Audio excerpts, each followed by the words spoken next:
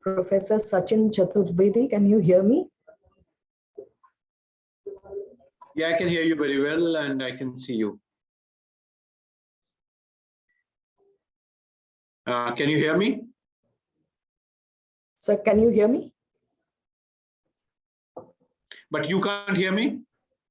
A very good morning to all the participants in this conference and this session in particular. I, Dr. Anuradha Madhukar, Senior Principal Scientist from Council of Scientific and Industrial Research, welcome all of you to this session on harnessing 4IR technology for sustainable production and resilient economic recovery from the COVID-19 pandemic. This breakout session will discuss the challenges, strategies, and good practices with examples from the Asia-Pacific region to facilitate sustainable production and resilient recovery from the COVID-19 pandemic through accelerating the development and usage of 4IR technologies. This session will be chaired by Professor Sachin Chaturvedi, Director General, Research and Information System for Developing Countries, New Delhi.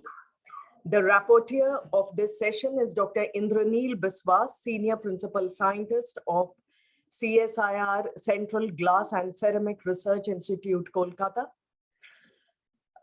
Initially, we had 4 speakers in this session, but unfortunately, 2 have suddenly taken ill.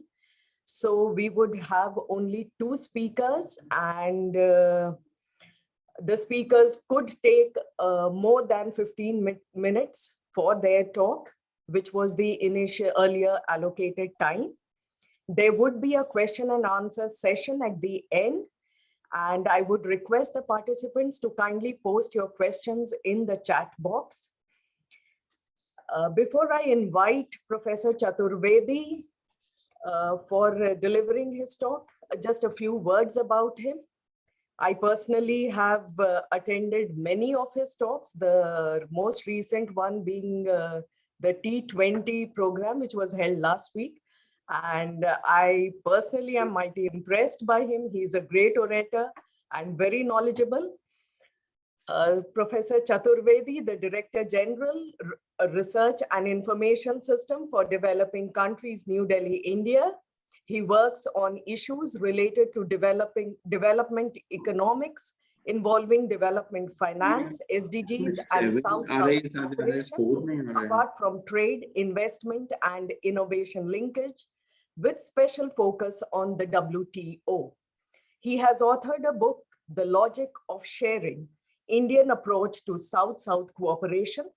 Professor Chaturvedi was also the Global Justice Fellow at the Macmillan Center for International Affairs at Yale University and has served as a visiting professor at the Jawaharlal Nehru University and was a Developing Country Fellow at the University of Amsterdam, visiting fellow at the Institute of Advanced Studies, Shimla, and a visiting scholar at the German Development Institute. With this very, very brief introduction, sir, I invite you to deliver your talk and also to chair this session. The floor is all yours, sir. Thank you. Thanks a lot. I hope you can hear me. Can you hear me? Yes, we could hear you. Hear you. We are able to hear you. Very good. Thank you. Thanks a lot. I would like to thank ICMR and DSIR, the partnership with the UNSCAP. And I think this is an excellent initiative with the UNSCAP and DSIR to take forward the idea of industrial revolution technologies as they are unfolding, and also trying to bring forward the question of sustainable development goals. So it's a great pleasure, and I think I'm quite delighted to see the level of participation and our ability to connect with various new dimensions of engagement, particularly financing. And I'm so glad that DSIR has taken this great initiative. The technological domain, as I was mentioning, is no more confined to ICMR. It brings in the larger role that many of our institutions now are getting into it. 4IR definitely provides a larger narrative, and it also brings in the issues which are of significance when we talk about our partnership. I would make a sort of a couple of slides to trigger in the idea. And I was thinking more in terms of when we plan and when we think of financial tools, what are the important dimensions that we actually look at, and how we look at those dimensions. If you look, see the broad debate in technology and economics, you would find some sort of anxiety related to new technologies. And that is time immemorial. All the times, all the people in all parts of the world had a lot of anxiety about new technologies. How do we tackle them? How would they influence our lives, etc. I have brought in here a quote from Elul and Winner. Both of them, in two different points of time, observed that technology is widely considered the main source of economic progress, but it has also generated cultural anxiety throughout history. From generation to generation, literature has often portrayed technology as alien, as incomprehensible, increasingly powerful and threatening, and possibly uncontrollable. So this actually draws a sort of a picture of which we are a little away in terms of how we are going to go forward. When it comes to 4IR, given the kind of COVID-19 challenges that India faced, I think the pandemic has, in a way, triggered in automation forcing event, trying to see how 4IR can actually bring in digital infrastructure technologies, and digital skills that are important in terms of providing the bandwidth which countries and systems require. And that actually, in a way, support catching up the digital frontier, trying to identify broad dimensions of engagement, and also trying to put forward the whole scope for leapfrogging or for catching up. And that's where the digital frontier has emerged as an important dimension to connect. 4IR requires infrastructure expenditure. It requires coherent, cogent science, technology, innovation policies, but it also requires financial tools and instruments that are important for countries to facilitate technology.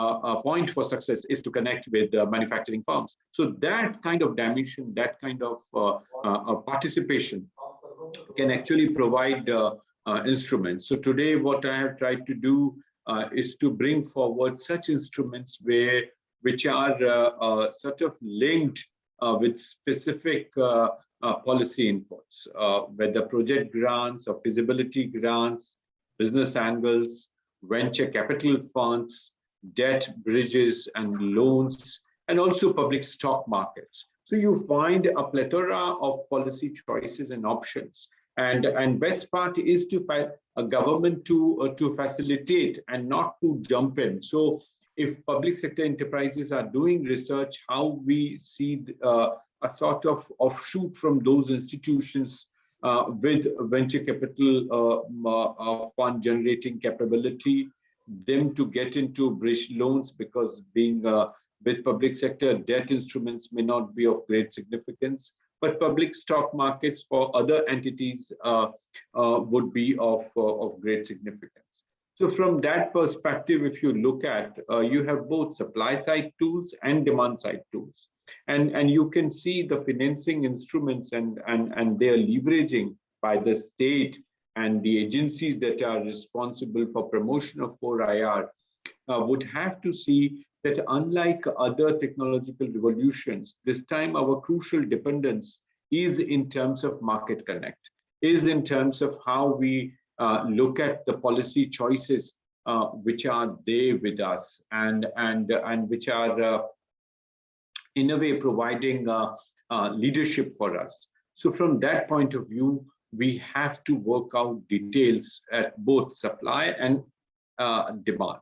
So supply would be more sort of input, so R&D would be required, and for that grants would be needed, some sort of ecosystem for bringing in different kinds of actors, because 4IR is not a homogeneous entity. It's a heterogeneous technological system with multiple actors to play that role.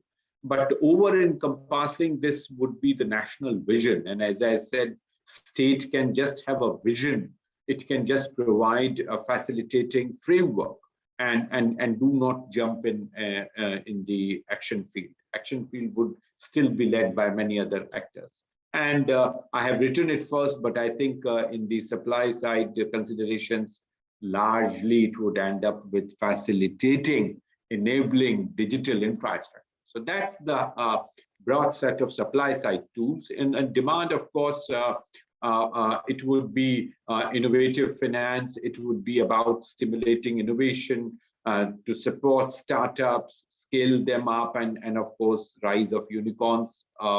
The idea of manufacturing to be upgraded and promoting technological integration with that, and also the partnerships and international collaborations which are cross-border. So that would require several other financial tools like the banking and monetary connect, the connect with the money transfer gateways, their regulations, and things like that. It is also important here to see these instruments getting financial connect like equity financing. So both risk capital and funds to come up, the venture capital, the private equity. There might be banks, but NBFCs play an important role in terms of how these new technological gadgets, because banks at times are not quick to cope up. The small entities are, NBFCs are, though they are also in the rush to become small finance banks, but very few are into the universal banks. So NBFCs are important. It's also important to connect our markets, and there the whole idea of external commercial connect or borrowings which are coming in are also very, very important. And these commercial borrowings are linked through our stock markets, but they are also connected through the debt and equity instruments. And that's where most of the micro and small enterprises come in. As I said in the beginning, the startups are important. So the credit guarantee schemes that are there, and that's where the trust for MSMEs come in. So largely the point is in terms of seamless flow of finance across regions and across countries, and that would provide the risk sharing ability, the idea to finance and support institutions, and also that may eventually be linked to broad infrastructure projects trying to see how dimensions are interlinked and sort of precipitating action around several of these instruments. So the financial trade and of course investment markets are important, and that would facilitate growth of MSMEs and small enterprises. And this is why, as I was saying, banks, but important is the role of the central bank. In India's case, Reserve Bank. So how we see investments for 4IR and how we provide a full range of tools related to 4IR to be leveraged for sustainable production activities, trying to see several of the investment windows, some of the modalities I just mentioned in the previous slide. Those instruments and seamless institutional flow and connect of finance would be very, very important. And that's where the full range of tools come in.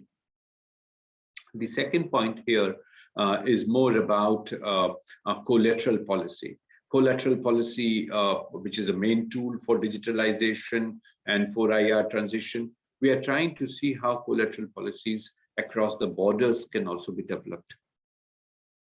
So from that point of view, countries and governments would require deep integration, deeper financial connect. And Reserve Bank is now trying to develop their own RTGS systems for payments. They are also planning to develop alternatives to SWIFT, and also trying to see how internationally some of these packages are compatible. So when we think of fintech and fintech related corridors, the idea of India-Singapore fintech corridor, the idea of India-EU fintech corridor, even with UK. So those dimensions are important, and these corridors facilitate transfer of resources through different dimensions. India's commitment, as some of you would know, with the GIFT City in Ahmedabad, is precisely this instrument manifestation. Is trying to see how GIFT City can become a place in terms of financing of new technologies. 4IR is one of them, but there is a full range of new technologies which require resources to be raised, which require greater ability to take the idea forward. So from that point of view, what new dimensions are coming in, what new issues are coming in, I think are extremely important. So from that point of view, what new dimensions and instruments are important are to be seen and are to be placed there.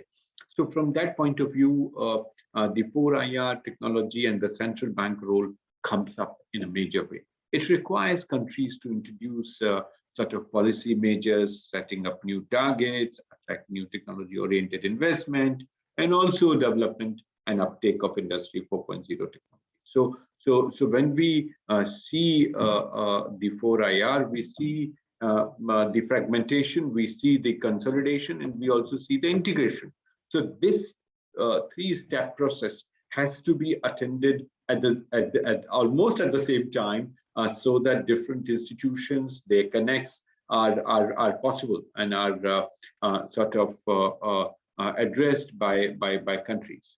And when you talk about emerging tools to finance innovation, you do think of several different forms, and countries are giving you examples. Like for instance, in case of Cambodia, the development impact bonds have come up. Now it's not just Cambodia, but many countries you are finding the social impact bonds and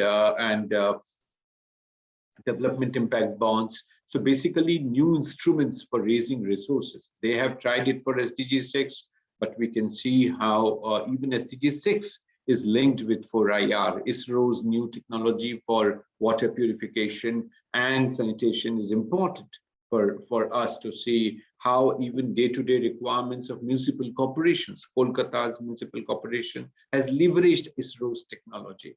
but it is not linked with the 4IR. So as the diffusion of technology happens, as I mentioned earlier, as its dissemination happens, municipal corporations and local actors for localization of development, for sustainable development goals, are feeling much more obliged to see how this can happen. We have seen it in case of Indore, where sort of segregation of solid waste now in different categories can also be done in the most effective manner through 4IR. So technologies which hitherto seemed very distant, not part of our day-to-day lives, municipal corporations and development impact bonds and these financial instruments can reduce the cost of technology, its adoption and its diffusion. So that part is important. It also plays an important role in de-risking the investments, because then local actors, municipal corporations, etc., they become part of this exercise. And here I must also mention that in India, we are trying to do this through financial and budgetary allocations. So there is something called as a Finance Commission. This Finance Commission is appointed by the central government for sharing of tax and other revenues between the center and the subnational entities of states and districts. So the 15th Finance Commission has recommended such greater transfers to municipal corporations and panchayats for absorbing new technology. They haven't identified 4IR, but I think it should be made priority in terms of how we do several of the dimensions like SDGs 6, etc., for absorbing new technologies. New forms of public policy and public-private partnership, they all are extremely important and have tried to bring in coordinated support for different government agencies and public-private partnerships, R&D consortiums, etc. They are also trying to see international innovation, fund alliances for development and advanced strategic technologies. The larger part of it is in terms of demand-driven interventions, where you find vouchers and lower cost of cloud technologies. As I was saying, more and more of these technologies are reducing the cost. So that gives scope for municipal corporations, local entities to directly connect and take advantage of it. So it doesn't remain with some private industries or some central government initiatives. It can be localized. And that localization of 4IR, I think, requires the research and the development and innovation. The geopolitical contestations on 5G are already on. But 5G would play an important role as we see the bank and finance transactions. So how we enable our infrastructure, whatever source of 5G, but how do we enable our infrastructure for fourth industrial revolution? It's connect with 5G and also the demand-driven interventions that are important. So those issues are likely to give up the new sort of partnership, and also trying to see these connects. So that I think would be important. I would also very much like to mention here the financing for promoting industry and trying to see how these dimensions are important for better challenges, better access to finance that could accelerate the use, the adoption, and the adaptation of Industry 4.0. Difficulties which are sort of persisting in providing business cases and return of investments. So you find a sort of public sector enterprises and international donors and development banks, all three coming together. So what I said earlier slide was about domestic resource mobilization. But now what I'm saying is international resource mobilization. International resource mobilization for use, adoption, and adaptation of Industry 4.0. So this whole range of technological engagement comes in with the process that we are trying to address, and also trying to see in what way these engagements are part of it. Now, several governments are trying to make these efforts. We see Brazil's Basket 4.0, SESTA 4.0, which involves industrial and technological segments of Industry 4.0. Latvia has tried a Green Channel initiative for smart materials, photonics, biomedicine, and smart energy. We also find Philippines providing support to I3S, trying to see the obstacles to be addressed for growth and for attracting investments. South Africa has tried Digital Advantage 2035 program, and South Africa is connecting its vaccine development and pharmaceutical development, biomedical development with South Korea's Digital Advantage. So that, I think, is an important dimension. Thailand is the new emerging leader in vaccine investments and development. They have tried to attract investments in future industries and services. And 2017-2036 is a broad roadmap Thailand has adopted for its industrial and economic development. With the success of One District, One Program, One Product, Thailand has established a major edge over many other countries which have sort of tried to establish the partnership, which I think is needed, and also have tried to contribute the dimensions. So those issues have emerged quite well and have tried to address the issues. Russia has also done a similar major program. They gave funding of $2.8 billion for 254 innovative small business startups. But out of this $1 billion were given only to 10 industries for developing digital technologies. And Russia is also trying to provide some subsidies, and banks are coming up. As I mentioned in the first point, Turkey has also made a similar effort to take it forward. It is important now here to also focus on these financing measures through developing country lens, where greater efforts in Malaysia and their industry digitization transformation fund that they have established are coming in. So these various instruments do provide us scale and do provide us the dimension. Scaling up and replicating successful business case demonstrates the impact of Industry 4.0, promote finance for digital infrastructure.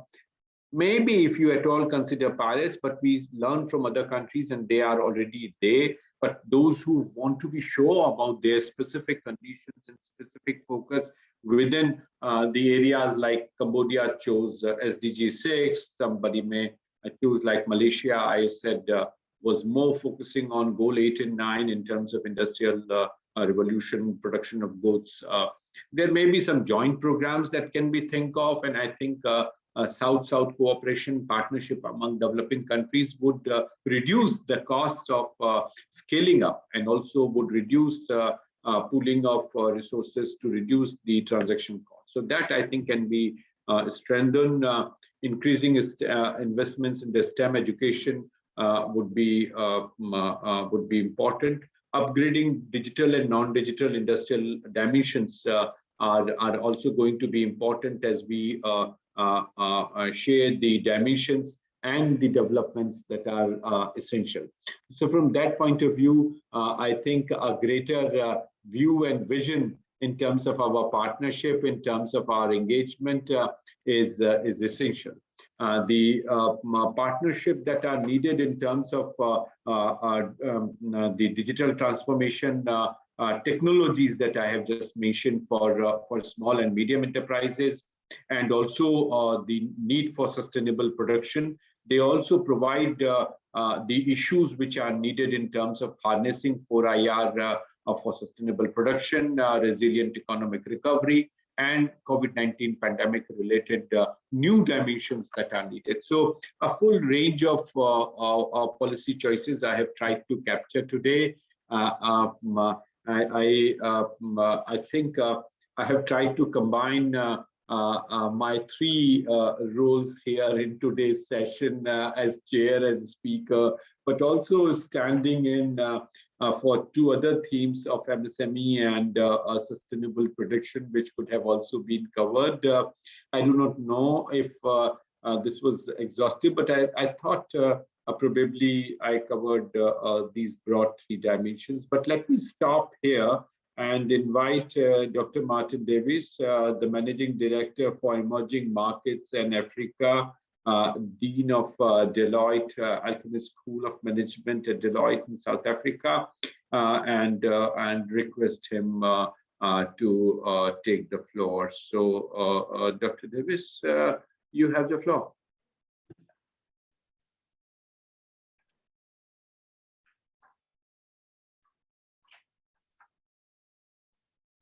You are not audible.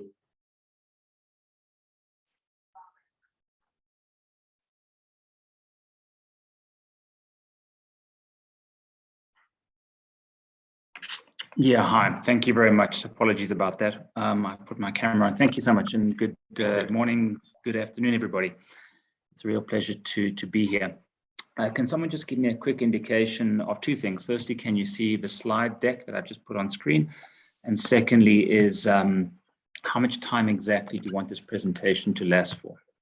I think you can take around 20 to 25 minutes. Okay. And you can see the slides. Okay. Yes, we can. Please go ahead. Okay. Okay, perfect. Thank you very much. So I'm sitting in Johannesburg today in South Africa, and a number of countries in our part of the world, South Africa initially. We have quite a strong collaboration project with the World Economic Forum, which Deloitte, whom I work for, is also involved. And a country which has really been thinking a great deal around this topic of all things 4IR manufacturing and services is Namibia.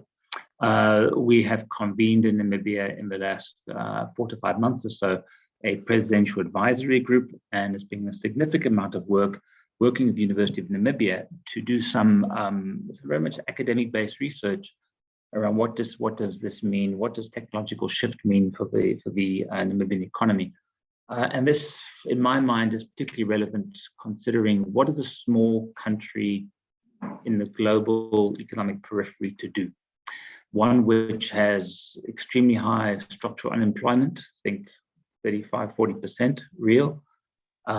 Think relative dearth of human capital, and a very small population. And these are the issues in saying, well, what sort of technologies can be embraced, adopted, perhaps enabled to allow for a new developmental model potentially to emerge. It's a very grand ambition. But the challenges we have in our part of the world, I'm afraid, many small countries on the surface are economically non-viable, really. And secondly is that many of these countries in our region, sub-Saharan Africa, arguably, very arguably, run out of developmental ideas. So what does the 4IR convergence of technologies mean for our part of the world? Of course, South Africa is a very different economy in terms of structure and nature, diversification, drives of GDP than many other countries in the region. So making some generic statements may not be all that easy, but let me draw a couple of key themes out, which I'll talk to in the next 15, 20 minutes or so, if that's okay. And feel free to interrupt and pose any questions, comments, or even arguments if you desire. Okay. So just to be some provocative first thoughts perhaps, and just to rewind, and this is obviously clearly my very subjective view, and we hear about all things 4IR, and what does it really mean, and is it different this time? I mean, stating the obvious, you've seen these slides I'm sure multiple times. I want to go through this, but for me, and I'll talk about this shortly, is the fourth industrial revolution is largely around convergence, and I'll explain what I mean about convergence later in the presentation. So is it really sort of, are we looking at I call them what I call the techno-optimists and the techno-pessimists. Something, and I think COVID has changed, the COVID period, the last almost 2 years now. It's staggering how time has been distorted when I say 2 years. But COVID-19, I believe in retrospect, in hindsight, one day, will be viewed as a period that really changed the trajectory of productivity trends in majority of first world economies. The sort of techno optimists thinking is that we're looking at how technology is driving growth, new areas of value creation, new business models being created, of course. And this extremely overused word, exponential, is always thrown in, especially by consulting types like me. And I won't use it again, I promise. But then you have a techno sort of pessimist saying, well, and this has been the trend, at least pre-2020, is lack of gains in productivity, really. Perhaps the technological advances of the internet and IoT and all of these nice things have already been baked in effectively. And the world was certainly grappling with productivity issues up until 2020. I think that has changed dramatically in the last, and will change increasingly with the rise of tech and this notion of convergence and all things tech enabled that we partake in every day of our lives. So what does this mean for employment? And I want to give you some provocative thoughts. And I'm afraid my observation is that in our part of the world, the thinking is incredibly non-creative when it comes to this global shift enabled by technology. Some call it 4IR. I was fortunate to be in the UAE last month, in fact, and of course we all used to travel significantly more. It was my first trip to the UAE in almost 2 years, and I was amazed how the thinking is so knowledge, talent driven, where the thinking in our part of the world, in sub-Saharan Africa, is particularly now through this COVID period, is increasingly protectionist, still talks largely about industrial strategy, industrial policy, and really does not fully understand the impact of technology and talent, particularly how it enables talent. What Richard Baldwin would call globotics, so globalization, robotics being fused and creating globally capable workers. This conversation is very much lacking, I would argue, in our part of the world.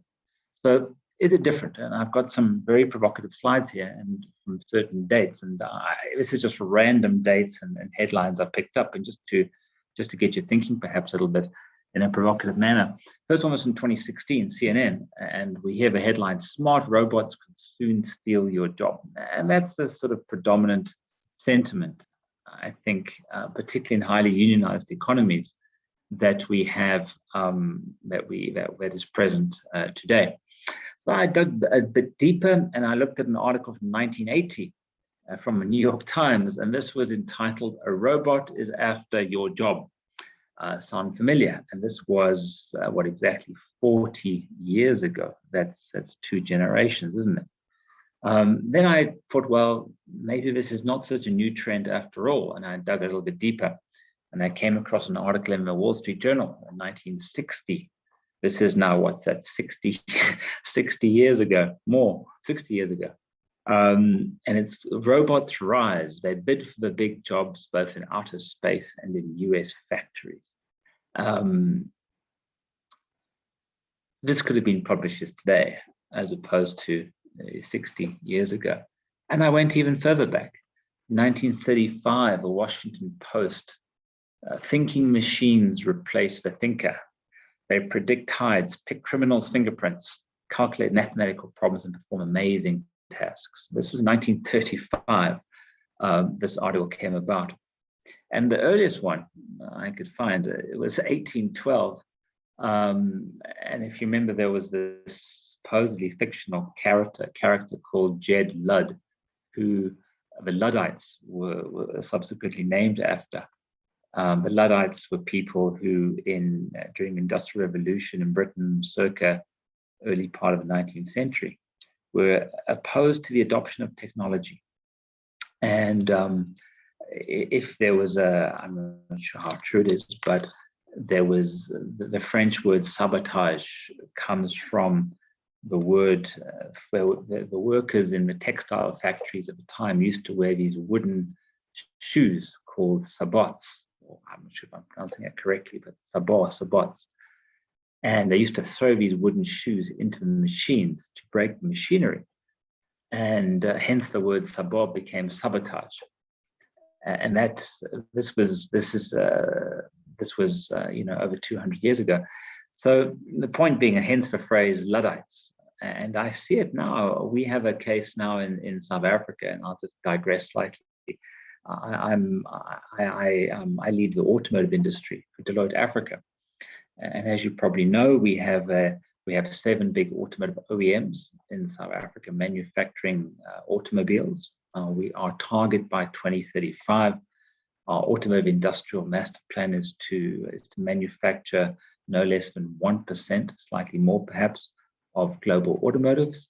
And of course, Morocco has similar ambitions. But I can see it now with the shift in new energy vehicles, battery-powered hybrid. You have a situation in South Africa. This is a real case study, and I'm giving some practical, empirical observation to the topic today. This is an industry in South Africa that is incredibly value-added, automotive, has a very long-term presence in the country, 30, 40 years in many cases. Think Toyota, Nissan, VW, BMW, Mercedes-Benz, all these wonderful global automotive brands manufacturing here, Isuzu being another one, Ford. And a very deep, relatively deep value chain of component suppliers, first tier, second tier suppliers. So you have a local MVA manufacturing value add of roughly 43% of the entire value chain is localized. And this is the only industrial success case in South Africa in the last 20, 25 years. All other industries have been hollowed out for reasons I'll talk about shortly. And are policymakers embracing 4IR, or are they being Luddite in mentality? With this technological shift that is happening dramatically, we see it both regulator-driven and consumer-driven, particularly in Europe, particularly in China, around new energy vehicles, is how will manufacturers adapt to this? What will happen to component suppliers when in a battery-powered vehicle, there's not that many components compared to an internal combustion engine?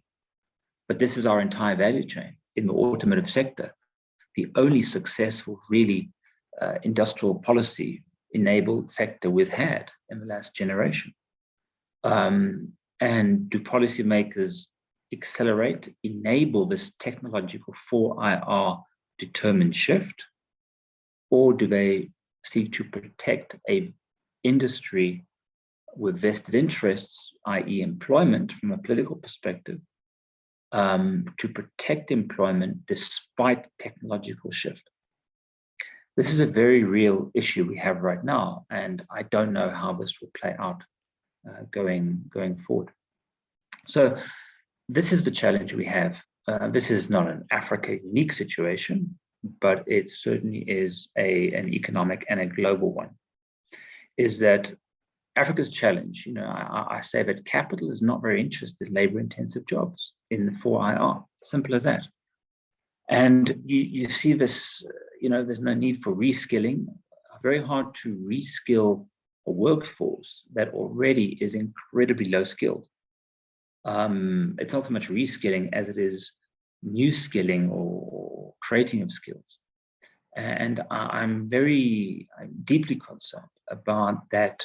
If we rewind in our thinking, and I'm sure in India, South Asia, you had exactly the same conversations, is that, how do we get a slice of Chinese manufacturing?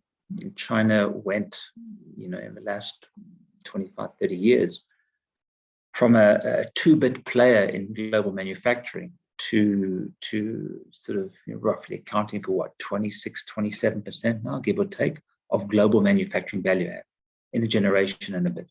Staggering. And the theory being, even if we rewind 10 years,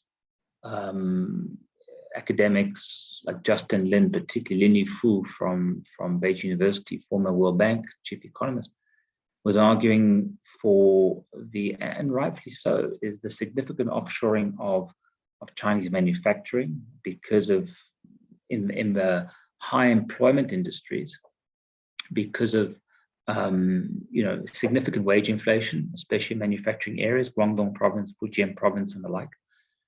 And this created opportunity for developing countries like India, South Asia, like in Africa, like in Southeast Asia, to mop up the departing jobs. And he was talking something like 100 million jobs departing China over the course of the next decade and a half. Well, that has partly happened. And countries like Vietnam have been the winners, clearly, amongst a few others, but not to the same extent. But really, maybe what he didn't understand was, or anticipate rather, was the dramatic acceleration of 4IR technologies, and how labor was able to not so much shift, but as disappear and need to reskill. The jobs disappeared and never came back because of technology. They didn't merely migrate to a different geography. And this, I think, has major implications for countries in our part of the world at the lowest rung of the value chain. So, for example, this is just some arbitrary sort of titles, but if we think about in the last sort of 15 years or so, jobs a decade ago, people would never have heard of these jobs, and yet now these are in very high demand. And the rhetorical question I pose to you is, in the next 10 years, we'll come up with a new list of jobs which policymakers, academics, governments simply can't imagine. Business has challenges imagining these future jobs. We at Deloitte think through this every day, saying, what do these jobs really mean for what is the future demand? What does our company need to better service the future economy? And we battle with this. So, hindsight is 2020, but a decade or so ago, these jobs were impossible to predict, to plan for, or even enable from a policy perspective. So some thoughts on the future of employment. Manufacturing is like agriculture. We have a booming agricultural sector in South Africa. Forget this, often sort of subsistence type perception that people have of Africa. This is incredibly competitive, unlike the EU and Australia and the US, totally non-subsidized and massively globally competitive.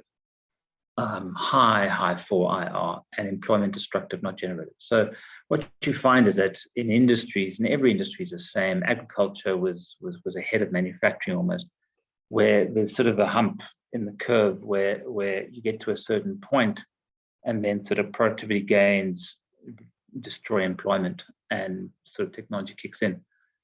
And manufacturing will follow agriculture exactly. So I think the first fundamental lesson COVID is teaching us is that our healthcare systems that have served us before COVID are not strong enough when they face a very powerful enemy like COVID.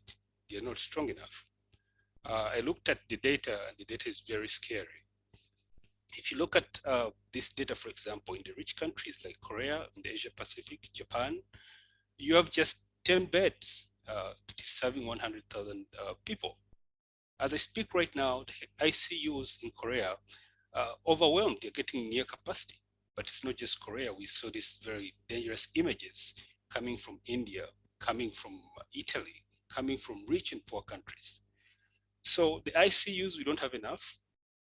If we look at the number of hospital beds per 1,000 people, the picture is okay in rich countries, but the picture is another issue.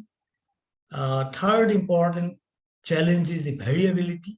Solar power generation is highly variable in nature.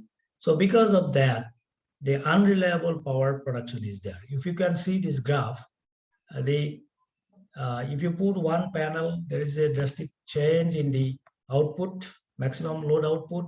If there is a two panel, there is a slight improvement in the ramp. And if you go for the large number of panels like South Solar of all California, the peak is removed. It becomes stationary. So when there is a fluctuation in load, there is another problem. If you integrate with the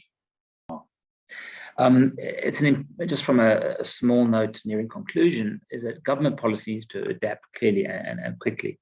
And we're seeing this as this change takes place. We see, public policy typically is the slowest to adapt. Governments are least agile, maybe with very few exceptions. As I mentioned, UAE and maybe Singapore. And I'm kind of stuck beyond a few of those, maybe a few Scandinavians. But it's about really governments tend to protect vested interests and often the last to realize that the shift has taken place. Technology is driving, individuals tend to be most agile. Businesses not too far behind, depends on the nature of business. State-owned businesses certainly do not fit into that category. They're probably the least able to change and adapt. And that's an issue in South Asia. It's certainly an issue in South Africa and Africa. But public policy needs to catch up, and dramatically so. I put this digital disruption map together very sort of simplistically in saying, well, let's call digitization as a synonym perhaps for 4IR. And the question then is sort of what sectors have been most affected? Think the last 2 years and think your own personal experiences and observations of your microeconomy and you, your family, etc., and where you live, and the macro, your country, economy, sectors, etc. Retail, clearly, and if you're in logistics, you clearly know this. It's called Amazon. But those are the sectors that have been most impacted. The sectors that have been least impacted by the digitization drive in the last almost 2 years, this dramatic acceleration because of COVID in a very unpredictable fashion, is public services, government, state-owned type companies. And we're seeing, the services sector really, auto is one which has been dramatically impacted, and that's a whole other story. But it really has been quite dramatic. And to conclude I call it convergence, how technology is blurring the lines of industries. And this is from a business perspective. We used to have buckets, if you will. This is retail, that's telcos, telecommunications, TMT, etc. This is banking, financial services, and the like. And then payments companies. And what we're seeing is technology. For me, this is crucial because 4IR effectively is resulting in this convergence of industries where companies no longer operate independently, neither do sectors. Who would have thought 5 years ago, even 10 years ago, that financial services companies are competing with telcos and vice versa? Retailers are aligning with payments companies, and retailers are also competing with telcos. And now banks are talking about creating sort of tech digital ecosystems, which they will finance and grow and be part of this ecosystem, but at the center of it. These are the terms one's hearing. And, effectively, traditionally, companies that used to then didn't compete are now competing, and now also having to collaborate. They're like frenemies, effectively, friends and enemies at the same time. It's causing massive confusion and also opportunity for new value creation. And for me, this is the key trend. I put 4 major industries there. And how does public policy enable this? I don't think public policy actually understands this, but how does it really enable it into creating, not about employment, clearly, it's about value. And this, I think, personifies, defines 4IR currently.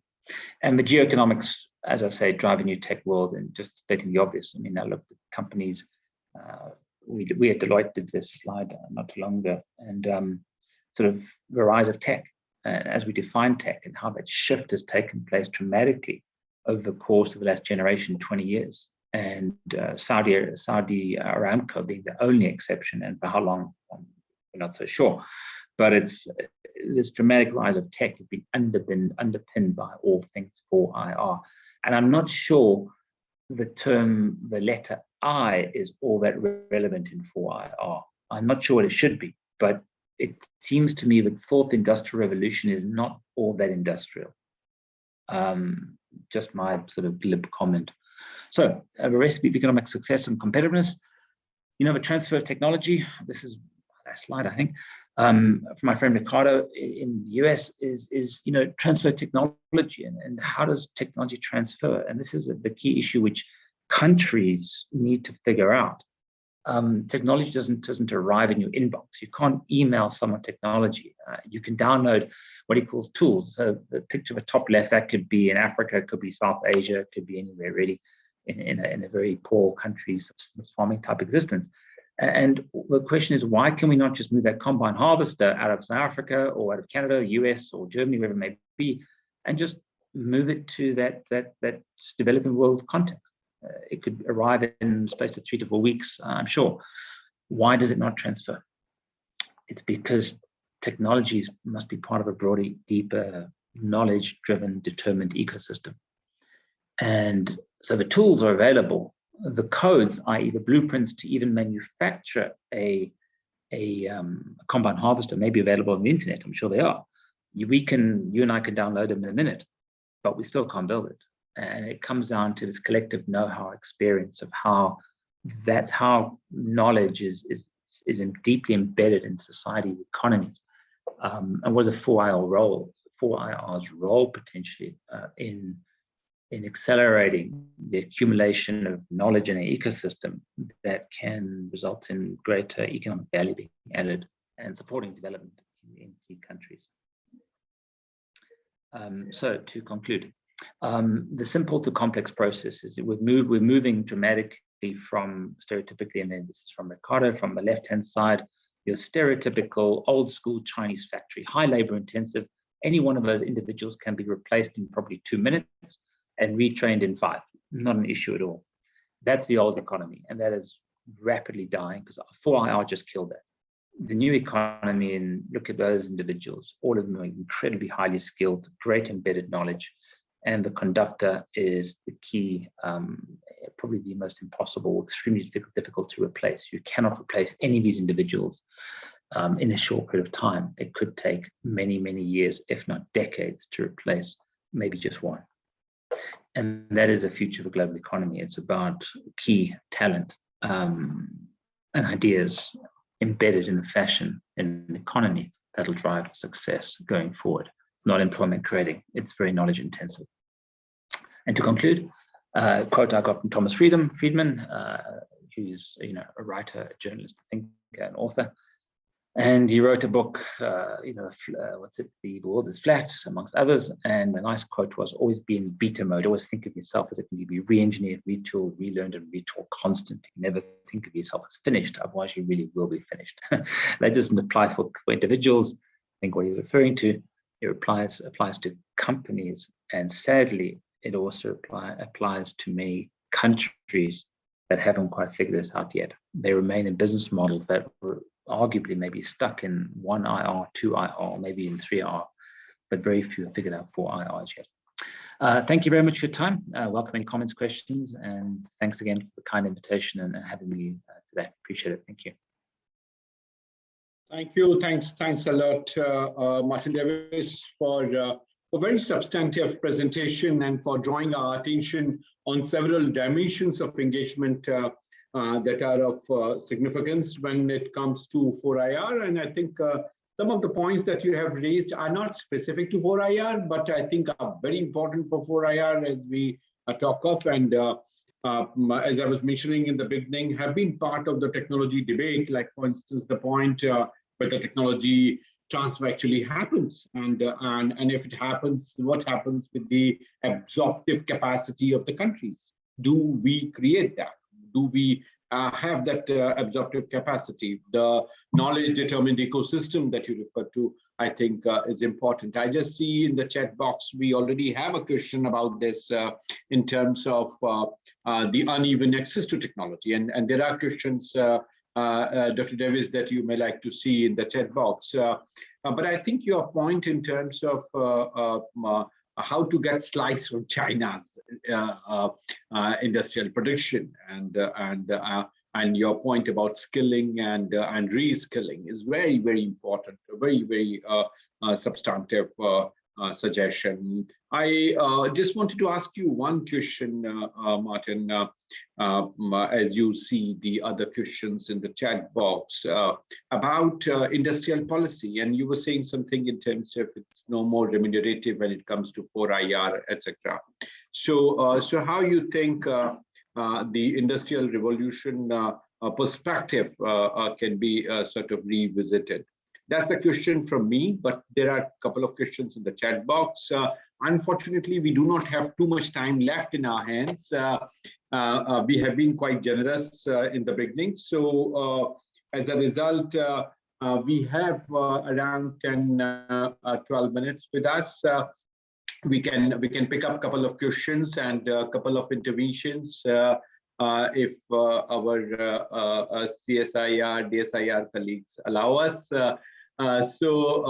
Let me, without further ado, bring you in, Dr. Davis, for your response. Professor Sachin, thank you very much. Just to respond very briefly, is I see there's a comment there. Will 4IR technological manufacturing process reduce carbon footprint emissions? I think this is an issue. I think most definitely. I just received an email this morning and leading up to COP27, which is taking place in Sharm el-Sheikh in Egypt next year, and we'll be doing a lot of work around exactly this issue. And it's I think the possibility for the real game change is going to be power generation. In our part of the world, South Africa is the 12th, believe it or not, the 12th largest emitter, tragically, of carbon, and largely because of a state-owned enterprise that seeks to protect vested interests called Eskom, and has, in recent times, squeezed out any or blocked any policy reform around allowing renewable energy and alternative energy sources come to the fore. I think the game changer will be energy, and manufacturing will follow. So the short answer is yes, undoubtedly, but it's the other way around. I wouldn't say technological manufacturing will so much reduce carbon footprint as the energy source then will thereafterwards. And of course, in manufacturing, the technological shift of material science, of how critical minerals, this is the challenge, how critical minerals are increasingly being used but processed will be imperative going forward, especially in battery tech, which state, the lithium, the cobalts, the coppers, etc. These are the mining of these and processing of these is highly problematic. So yes, I think the change will be driven by the energy revolution and how that filters through the broader economy.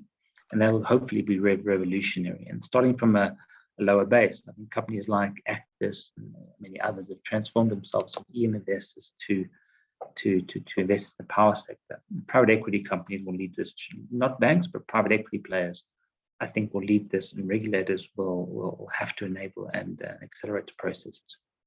I think the other comment, Professor Sachin, was the issue you mentioned about, so what do countries do? I'm deeply concerned. It comes to a mindset shift. Maybe countries like, again, from an Africa perspective, I can talk, is countries like Rwanda, where, you have a very small landlocked country, appalling infrastructure that cannot access markets beyond, and you can't build an export-driven economy using a 747 or whatever it is, cargo airplane. You need access to rail and port. So how can the country develop beyond, maybe a 4IR, maybe an export-driven new areas of value creation we haven't understood yet or figured out yet. That's what, so the country is creating itself or seeing itself as a tech platform. So Dr. Martin, don't you think infrastructure requires state intervention? It requires state support, and that's where relevance of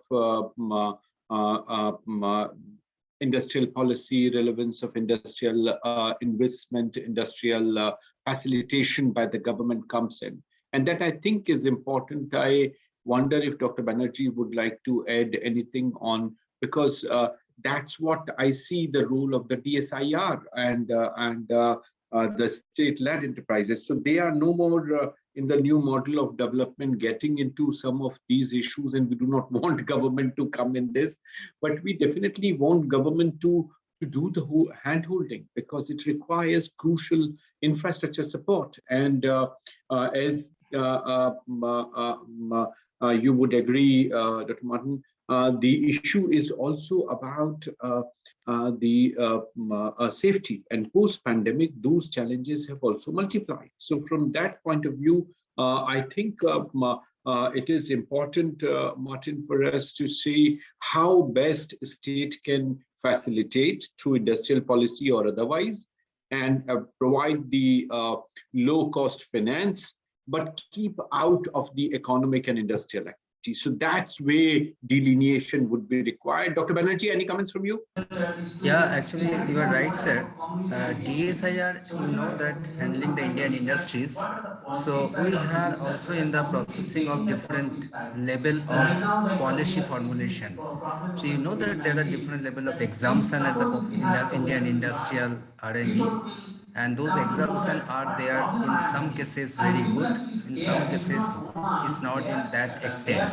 So from today's discussion, we will try to take some take-home message, and we will try to incorporate in our policy document, so that Indian industry will come up with a good shape to the fourth IIR for sustainable development, achieving the this even the SDGs goals. Thank you, sir. Thank you. Thanks, Dr. Banerjee. I think Dr. Martin has already responded to, and both the questions that are there in the chat box are very well covered. So I think we can now close the exercise. Some very productive suggestions have come in. I need not attempt any summary, but before I do so, Martin, any closing remark from your side? I think very provocatively, if I may, just briefly, is I think many industrial policy toward what end? I mean, creating, talking majority of sub-Saharan African countries towards local food manufacturing, processing, great, fantastic. More higher sort of, more complex value-adding, export-driven industries isn't going to happen. So no matter what, I don't know, we're talking physical infrastructure, roads, ports, having a landlocked country in Africa, that infrastructure is highly inflationary. And you see this even in China. I mean, China's manufacturing comes from coastal provinces predominantly, not from inland. So the countries are best positioned to create the enabling infrastructure. You mentioned about proper industry as we traditionally believe, think it to be, coastal. Central countries, services, and how do we leverage 4IR to export services rather than physical products?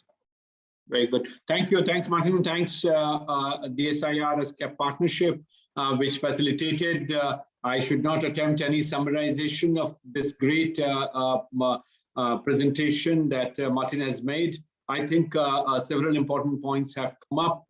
I'm sure they would be picked up as the minutes would be prepared. But let me thank once again and close this session. Thank you. Thanks a lot. And back to you, colleagues, Dr. Banerjee and team. Thank you. Thank you, sir. Thank you. There is a summary of breakout sessions at 1:45. So would you like to join then for the summary, or should I request the rapporteur to summarize this session? I think that would be better. I have a flight to catch. Oh, okay. Okay, sir. No issues. So thank you very much for Thank you. Thank you. And Dr. Davis, thank you for your wonderful presentation. You started off on a very scary note. It seemed as though the whole world would lose their jobs, but okay. It's good that towards the end you said, okay, we are still safe. So thank you so much for this. Thank you, sir. Thank you. Thank you. Thank you, everybody. Thank you.